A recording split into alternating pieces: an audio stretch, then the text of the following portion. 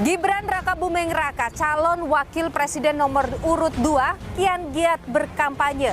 Kurang dari 20 hari jelang hari pencoblosan, Gibran berangkat menuju ke Papua dan Bali. Di Papua, Gibran belusukan ke pasar, bertemu tokoh adat, hingga temui masyarakat di Gor Cendrawasih, Jayapura. Dari Papua, Gibran berangkat ke Bali untuk berkampanye. Ini kali kedua bagi Gibran berkampanye di Pulau Dewata. Pada awal Januari lalu, Gibran berkeliling dari Bali Utara hingga ke Bali Selatan. Gibran bertemu masyarakat dari berbagai kalangan. Ia juga berdiskusi dengan anak muda di Bali. Lantas apa yang jadi fokus kunjungan Gibran ke Bali kali ini? Jurnalis Kompas TV Valentina Sitorus melaporkannya untuk Anda. Saudara, saat ini saya sedang berada di Pantai Mertasari Sanur, di mana memang saat ini di belakang saya, ini calon wakil presiden nomor urut 2 bersama sang istri, Selvi Ananda, ini sedang melakukan ritual adat yang memang dipercaya oleh masyarakat Bali ini sebagai ritual pembersihan diri. Kira-kira seperti apa kemudian yang diharapkan Gibran untuk suara pemenangannya di Pilpres 2024 nanti? Langsung saja saat ini saya sudah berkesempatan bersama dengan Ketua Tim Kampanye Nasional Paslon nomor urut 2, Pak Rosan Ruslani. Selamat pagi. Selamat pagi, Mbak. Selamat pagi, Pak Rosan. Yang menarik itu adalah ketika bertemu dengan influencer itu di salah satu tempat di kafe di Bali, itu memang selalu melihat motor custom dan kemudian juga melihat industri digitalisasi pertanian kekinian. Apa memang itu yang terus dicanangkan supaya masyarakat atau anak muda tidak malu untuk kemudian bertani? Iya, kan seperti yang disampaikan Mas Gibran di banyak kesempatan juga bahwa masalah zaman sekarang ya harus diberikan solusi yang baik secara komprehensif oleh anak-anak muda juga. Dan pertanian menjadi salah satu bidang yang sangat prioritas untuk Mas Gibran, dan Mas Gibran ingin bahwa menjadi petani itu adalah suatu kebanggaan. Bagaimana peran Bali terhadap pemenangan 02? Berapa target suara yang diharap? Ya, peran Bali pastinya akan menjadi suatu simbol yang signifikan ya. Karena ini kita ketahui ini memang salah satu mungkin andalan dari paslon lain. Sehingga menjadikan Bali ini suatu kemenangan itu akan menambah semangat dan spirit kita semua. Terima kasih banyak, Pak Rosan. Terima kasih. Gibran Rakabuming Raka yang juga putra sulung Presiden Jokowi punya sejumlah gagasan yang kerap ia sampaikan dalam berbagai kesempatan. Seperti hilirisasi. Dalam 2 debat yang dijalaninya, Gibran konsisten bicara soal hilirisasi yang disebutnya akan memberi daya dorong ekonomi bangsa dan juga ciptakan lapangan kerja. Program hilirisasi harus dilanjutkan dan diperluas cakupannya. Tidak hanya hilirisasi tambang saja, tapi juga hilirisasi pertanian, sektor maritim, dan juga hilirisasi digital. Jika agenda hilirisasi, pemerataan pembangunan, transisi menuju energi hijau, ekonomi kreatif, UMKM bisa kita kawal, insya Allah akan terbuka 19 juta lapangan pekerjaan. Tantangannya adalah bagaimana kita mencari titik tengah, titik keseimbangan. Lanjutkan hilirisasi, tapi wajib menjaga lingkungan.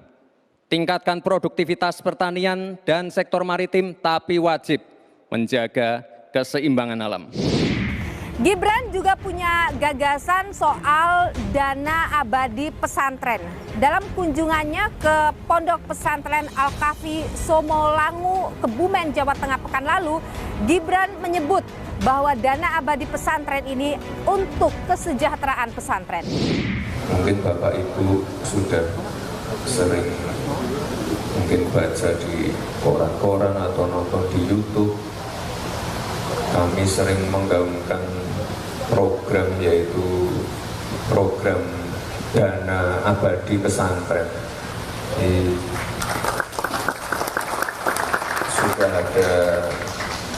Sudah ada payung hukumnya, tapi ini memang belum dieksekusi. Jadi nanti kami mohon Pak Kiai,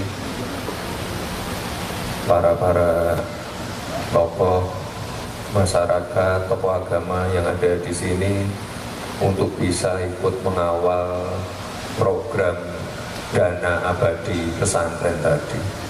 Jadi nanti harapannya ke depan santri-santri, pondok-pondok ini nanti bisa lebih berkembang lagi. Gagasan dari paslon 02 lainnya adalah makan siang dan susu gratis. Gagasan ini menuai kontroversi karena disebut menelan anggaran besar, yakni 400 triliun rupiah.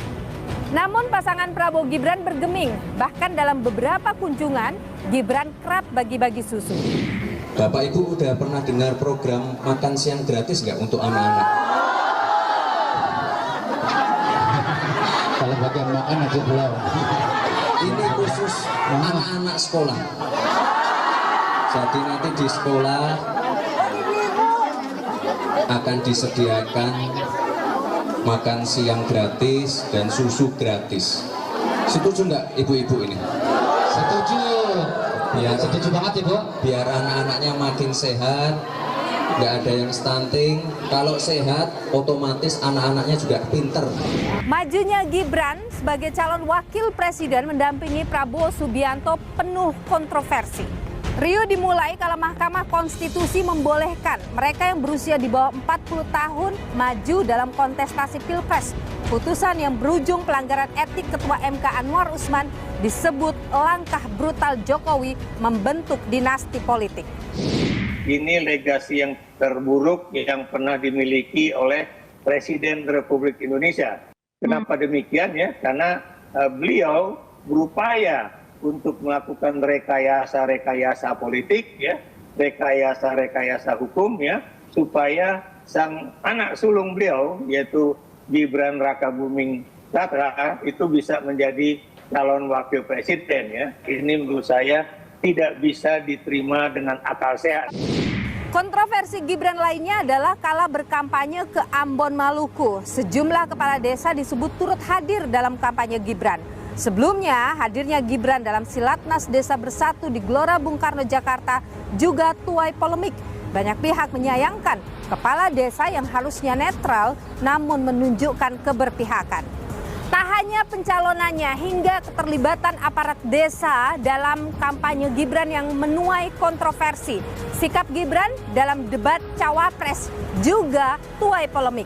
Saat debat perdana, Gibran jadi sorotan kala ia berdiri dan mengajak pendukungnya bersorak. Lalu dalam debat kedua Cawapres, Gibran yang menggunakan istilah asing saat bertanya ke kandidat lain menuai protes. Pun sikapnya yang kerap keluar dari podium dikomentari Mahfud MD. Dalam debat keempat, Gibran masih jadi sorotan. Sikapnya dalam debat disebut tak sopan dan tak beretika. Hal ini kala Gibran menunjukkan gestur mencari jawaban Cawapres nomor urut 3 Mahfud MD. Dengan banyaknya kontroversi yang iringi pencalonan Gibran dalam kontestasi Pilpres, masihkah ia mampu meraup suara publik? Seberapa optimistis tim kampanye nasional Prabowo Gibran mampu meraih kemenangan pada 14 Februari mendatang? Saya juga akan berbincang dengan analis politik dari Universitas Indonesia, Aditya Perdana. Ikuti saya, saudara. Apa sih gagasan real seorang Gibran yang muncul dari pemikiran seorang Gibran yang mau dia bawa sebagai pemimpin bangsa? Bagi kami, Mas Gibran ini tidak sekedar tadi punya mimpi-mimpi, tapi apa yang kita harapkan itu sebenarnya sudah dikerjain Mas Gibran selama 2 tahun ini. Kalau dikatakan selama 2 tahun jadi wali kota banyak